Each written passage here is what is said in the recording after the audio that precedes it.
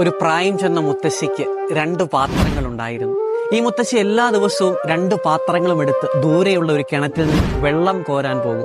1.5 പാത്രം വെള്ളമേ വീട്ടിലെത്തൂ. കാരണം അരപ്പാത്രം വെള്ളം ഓട്ടയുള്ള പാത്രത്തിൽ നിന്ന് ചോർന്നു പോകും. ഓട്ടയുള്ള പാത്രത്തിനെ എല്ലാ ദിവസവും കളിയാക്കും. എടാ, നിന്നെ കൊണ്ട് എന്തിനു കൊള്ളാം? നീ കാരണം ആ പാവം മുത്തശ്ശിക്ക് അരപ്പാത്രം വെള്ളമല്ലേ വീട്ടിലെത്തിക്കാൻ സാധിക്കുന്നു. ഇതെല്ലാ ദിവസവും കേട്ട് ഓട്ടയുള്ള പാത്രത്തിന് സങ്കടമായി. മുത്തശ്ശി, ഇനി എനിക്ക് ജീവിക്കണം, എന്നെ അങ്ങ് കളഞ്ഞേക്ക്.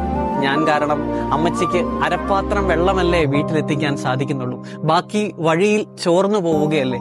പുഞ്ചിരിച്ചുകൊണ്ട് മുത്തശ്ശി ആ പാത്രത്തിനോട് പറഞ്ഞു, മോനെ, നീ കണ്ടോ, എന്നും നീ വരുന്ന പാതയോരങ്ങളിലെ ചെടികളിൽ മാത്രമേ പൂക്കൾ വിടർന്നിട്ടുള്ളൂ. എന്നും നീ നനച്ച ചെടിയിലെ പൂക്കൾ കൊണ്ടാണ് എൻ്റെ പ്രാർത്ഥനാ മുറിയിലെ എൻ്റെ ദൈവത്തെ ഞാൻ ആരാധിക്കുന്നത്. നീ ഇല്ലായിരുന്നെങ്കിൽ എങ്ങനെ എൻ്റെ ദൈവത്തെ ഞാൻ ആരാധിക്കുമായിരുന്നു?